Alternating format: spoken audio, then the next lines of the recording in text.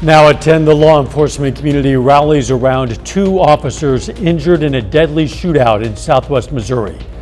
Plus, as a big manufacturing plant closes in Miami, the city works to find employment alternatives. And Missouri Southern unveils its new crime-fighting and public safety lab. The 4 states' most watched news starts now.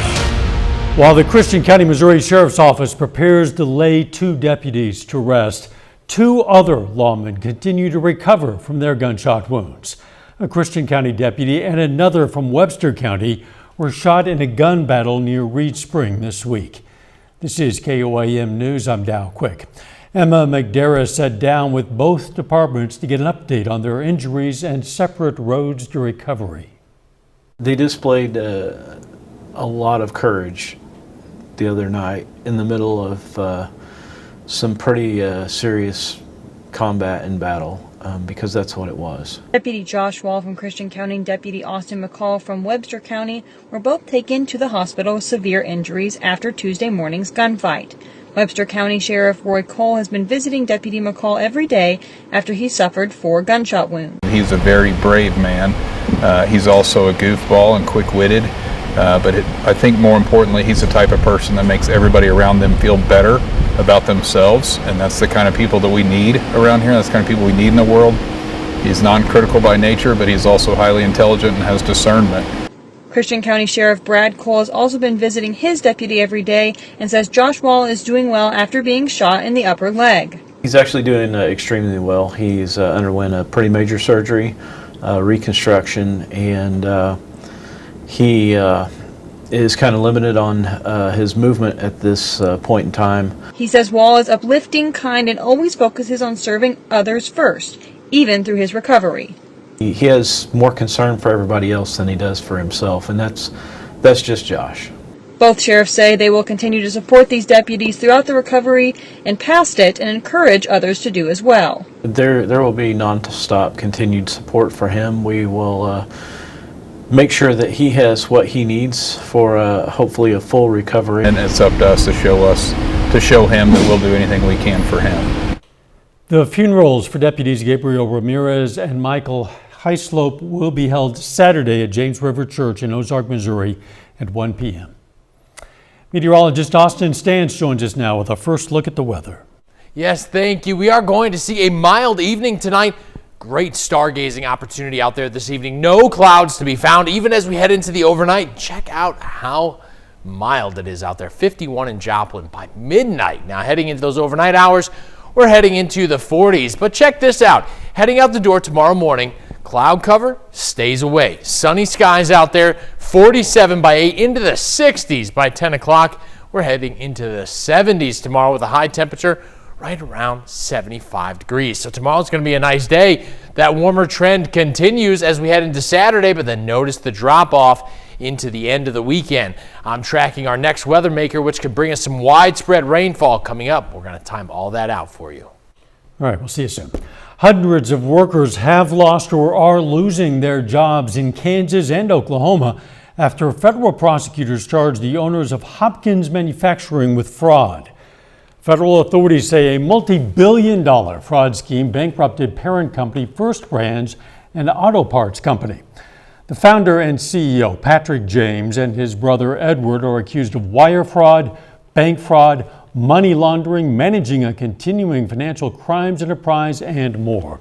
The city of Miami is feeling the impacts of the Hopkins manufacturing plant shutting down. More than 80 employees will now have to look for a new job after the closure was confirmed earlier this week.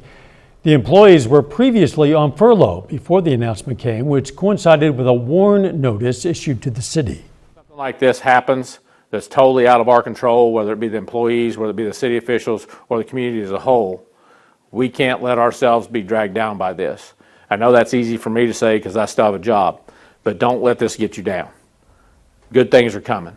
Everything happens for a reason. A number of employers are expected to attend a hiring fair tomorrow at the Miami Civic Center. That'll be from 10 until 2 with the goal of helping the impacted employees find new work. Pittsburgh State University just got a cool new truck. TLG Peterbilt donated a brand new Peterbilt 579 EV to the automotive program. It's the electric version of the TLG Peterbilt most popular aerodynamic on highway truck, which can roughly cost $450,000. This helps students to learn about not just electric vehicles, but also hydraulic power pieces. They're all about tearing stuff down to nothing and rebuilding them. They can absolutely do that with this truck. And you know, we're here to support the university with our service and parts background at TLG. So any questions they've got, any parts that need to be replaced, we can support them in that way as well. The TLG team also brought some aftermarket electronics, some cameras, lights, and more accessories that create more learning opportunities. Missouri Southern students now train with the same high-tech equipment they'll use as police officers and forensics investigators. The university cut the ribbon today on its new Public Safety and Forensic Institute. Students get hands-on experience with fingerprint scanners, ballistics cameras, crime scene 360-degree scanners, an impaired driving simulator, and a use of force simulator. The state funded half of the $250,000 project. The university matched the rest. Program leaders said the real-world technology gives their students an edge. I guess what I would say is that we encourage students to come and take a look at our program. We would like to highlight the difference between our program and some others that are out there. We think that we have a much greater program than a lot of them. The goal is to prepare students for careers in law enforcement and forensics by giving them the same tools they'll use on the job. Just a reminder, elections are just around the corner. The general municipal election for the Show Me State is going to take place on April 7th, but absentee voting is already underway. It kicked off on Tuesday. If you're a Missouri resident and you haven't registered to vote, you should know the last day to register is also just around the corner. That's March 11th. Coming up, FFA members in Neosho serve up some appreciation for their supporters. But up first, the U.S. is trying to figure out what led to a violent confrontation off the coast of Cuba involving a speedboat registered in Florida. I'm Cristian Benavides in Miami with what officials know.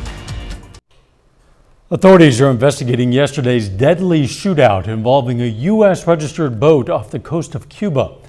As Cristian Benavides reports, all 10 men on board that vessel had been living in the U.S. Amid rising tensions between the U.S. and Cuba, new details are emerging following a deadly gunfight on a boat off the Caribbean nation's coast. A White House official confirmed to CBS News that a number of U.S. citizens and legal residents were on the vessel, including an American who died and another injured. We're going to find out exactly what happened here, and then we'll respond accordingly.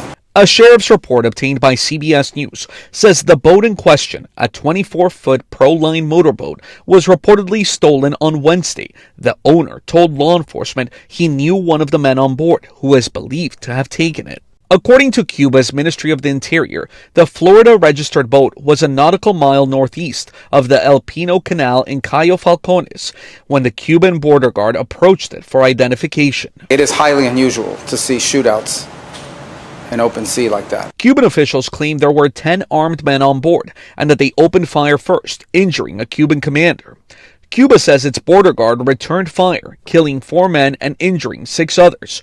They claim the men intended to carry out an infiltration for terrorist purposes, adding that the country has a right to defend itself. The original story was that they were transporting, it was human, smuggling, and now that they're terrorists. So again, they're changing their story. We need to get to the bottom of it. Cuban officials say assault rifles, homemade explosive devices, and bulletproof vests were seized. A U.S. official confirmed on Thursday that some of those who were on the boat have criminal records. Cristian Benavides, CBS News, Miami. At least one U.S. citizen is said to be in Cuban custody. Today, Cuban officials released the names of all 10 men on board.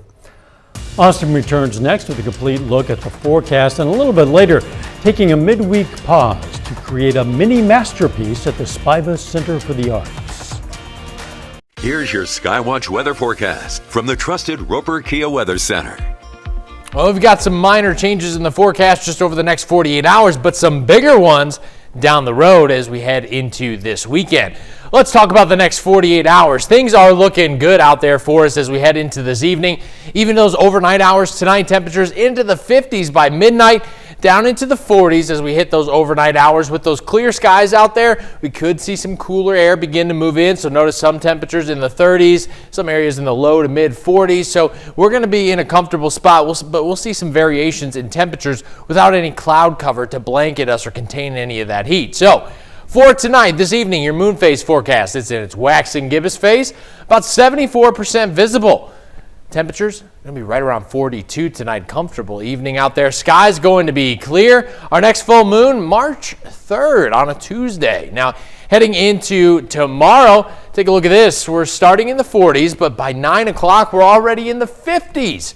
Heading into the later morning hours, we're breaking into the 60s, but it doesn't stop there. Hello, 70s by the afternoon hours out there. It's going to be pretty nice. Now, sunshine for a majority of our Friday. A few scattered clouds work their way in as we head into Friday evening. An isolated drizzle or two can't be ruled out. We're going to have some moisture in. All that warm air is entering the 4 states region because all of us nice and warm even as we head into that 9 o'clock hour. Look at us still in the 50s and 60s across the region there.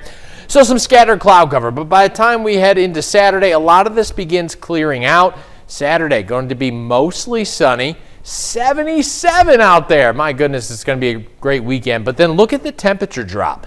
53 on Sunday with some widespread rainfall. Everybody's going to get in on the rain for us. Let's talk about it and time this out for you. So here we are, Saturday night. Few of these showers could start creeping their way in. This is not where the widespread event begins. It's going to hold off until we get into Sunday. Notice cloud cover expands across the area. Here's our weather maker off to our south, begins moving in by the time we're heading into Sunday afternoon and evening. And notice the darker greens, maybe even a light yellow in there at times, indicating some heavier rainfall. But also notice off to the north we have snow. We're riding a temperature gradient. Look at Kansas City, 33. Bella Vista, 52. So we're riding a very narrow temperature gradient. So some areas could be on the cooler side.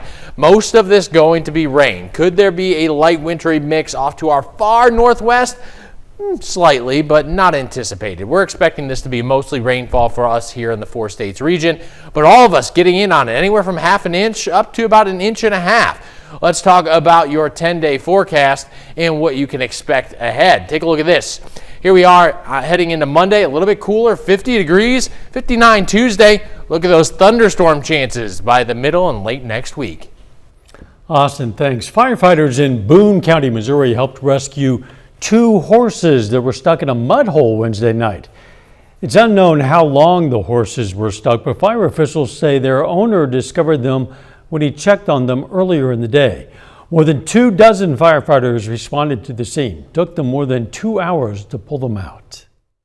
This stuff here was like soup, so it was very, very soppy and all that. So the biggest thing is trying to get, when you got 2 in there and trying to get them separated, they wouldn't be together. And then at the point is that they just decided that they wanted to, they got tired. So. Both horses were able to stand on their own power, although it did take one more time to do so. Neosho FFA students served up gratitude along with breakfast this morning.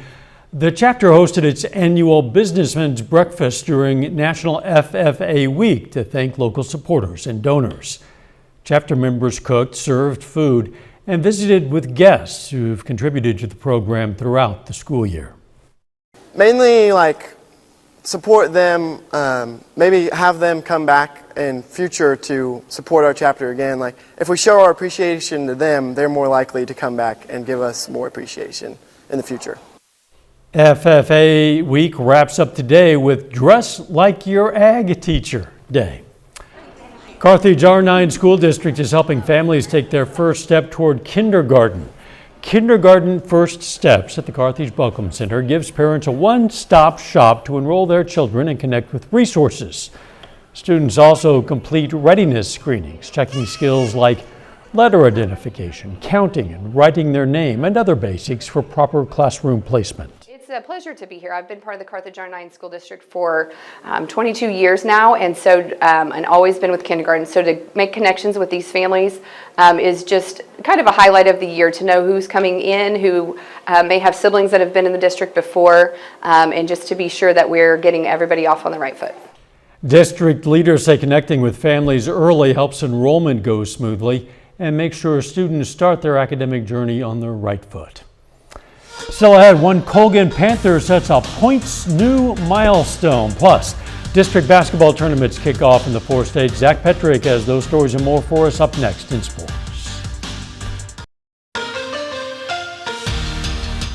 Well, with the weather warming up, it's an indication that high school basketball has hit one of its most important times of the year, as district tournaments are underway all over the 4 states. Tipping it off in Pittsburgh with top seed Colgan clashing with West Elk. Opening offensive possession for the Panthers. Jacayla Davis goes to work with the dribble and step back 3. That is money from the senior. Colgan leading later on, and look at the vision from Maria Gilmore, as this dime from the freshman finds Davis for the easy layup. 2 more for her. But the Panther star wasn't the only one finding the bottom of the net. Gilmore dishing it to Bella Asiano, and from the elbow she drains that one. Still in the opening quarter now. Davis on the verge of history deflects this pass for the steal and finishing over the defender, becoming the 31st girl in Kansas history to reach 2,000 career points as Colgan cruises to the sub-state semifinals, defeating the Patriots 76-17. Let's hear from the Panther star.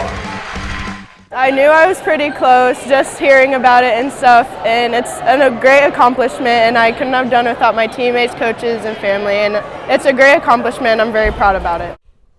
Now we'll move over to Riverton, where the Rams take on West Franklin. In the second quarter with the Rams, Levi Mann goes across to Caden Quick, who finds a wide open Cale Forbes, who knocks down the Riverton 3-ball.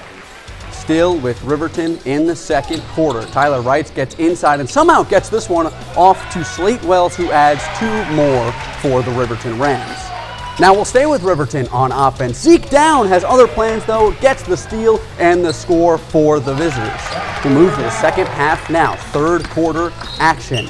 Rams working it around Wrights to Aiden Witherspoon, again to a wide open Forbes, who will bury another triple. All Rams miss one, they win 66-40.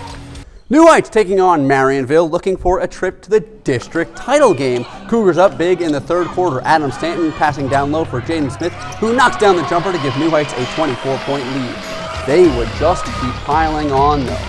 Broderick Burns lobs this one down court for Smith, who collects it, lays it in through the contact. The Cougars are running away with this one early. Next possession for New Heights. Stanton breaking in. He receives a pass and hooks it in the basket, and the whole gym goes crazy. That's Adam Stanton's 1,000th career point as a Cougar. His teammates and coaches embrace him on the sideline. A lot of milestones tonight. New Heights gets it done to 65-37 for a spot in championship Saturday. Joining them will either be Diamond or Pierce City, who faced off in the nightcap at New Heights. First quarter, Cruz Torres pump fakes from the 3-point line and takes it inside for the easy lay and the Eagles' first points of the game. Now Torres lobs it down court for Dylan Kleierboker. His shot is blocked, but Eli Gensler comes down with the board and makes the basket through the foul, give him the and one. Pierce City rolling. Lincoln Jones tries his luck from 3, and bang, the Eagles lead by 6. We'll move to the next period of play, the second quarter. Diamond still looking for its first field goal. Adam Brown pulls up from downtown, drains the triple, but the Eagles hold off the Wildcats 46-33 the final. Webb City Lady Cardinals and Joplin Lady Eagles wrapping up their regular season. Joplin with 21 straight losses to Webb. First period, Addie Burns drives up the paint. She takes it off the glass for the score. We'll have more on her in just a second. Brecklin Sargent assists Burns as she drills the 3-pointer. She had 20 points tonight. Lady Cardinals with a double-digit lead. A couple possessions later, this time it's 1,000-point scorer Abby Sargent from the corner for 3. Webb City pulls away in this one. They defeat Joplin 69-34. The win gives Webb City their first 20-win season since 2013. Big win for Webb City. They have a lot of good athletes in that team. That Webb City Lady Cardinals team is very, very good. They are scary. And some of you have seen Zach Petrick before, maybe not often. He is a new addition to our sports team as we expand the team, and we're glad to have you here, Zach. Thank you. We'll be right back. Let's get a final check of that forecast. A beautiful Friday, 75 and sunny. Sunshine hangs around for the first half of Saturday, maybe some evening rainfall working its way in, but widespread rain moving in on Sunday, much cooler to start next week. And then we got some thunderstorm chances, some of which could be strong by the later end of next week. Austin, thanks. Hey, visitors paint a picture of relaxation tonight at the Spiva Center for the Arts. This is the third time the gallery has hosted an art and wellness night, drawing visitors looking to slow down and get creative. The free drop-in event let people try guided slow viewing methods to engage with artwork in new ways. Visitors also created mini masterpieces to wear as buttons. I think a lot of times when you come into a gallery space, you can see fine art on the walls and think, well, I can't create that. And that's not what art has to be. It doesn't have to be a masterpiece. It doesn't have to be something you want to hang up on the wall, but it just gives you an opportunity to express what you may be feeling in that moment or move through some things that maybe you didn't know you were feeling. Just unwind a little bit. Families, couples, and friends strolled through the galleries on the second floor during Spiva's extended hours. The gallery stayed open until 8 p.m. for this special wellness event. Nice idea, but it was fun. How about a final sports note? Yeah, I mentioned it and Austin mentioned it. Weather's warming up, so baseball on the horizon this weekend, MSSU back at home, but high school basketball, some of those state finals, sub-states. Man, it is an exciting time. It really is. We're moving into kind of an evolving sports season as we come to the end of basketball and into softball and baseball. Loving it all. Thanks for joining us. Don't forget the morning show starts at 5 a.m. and let's make it a great tomorrow.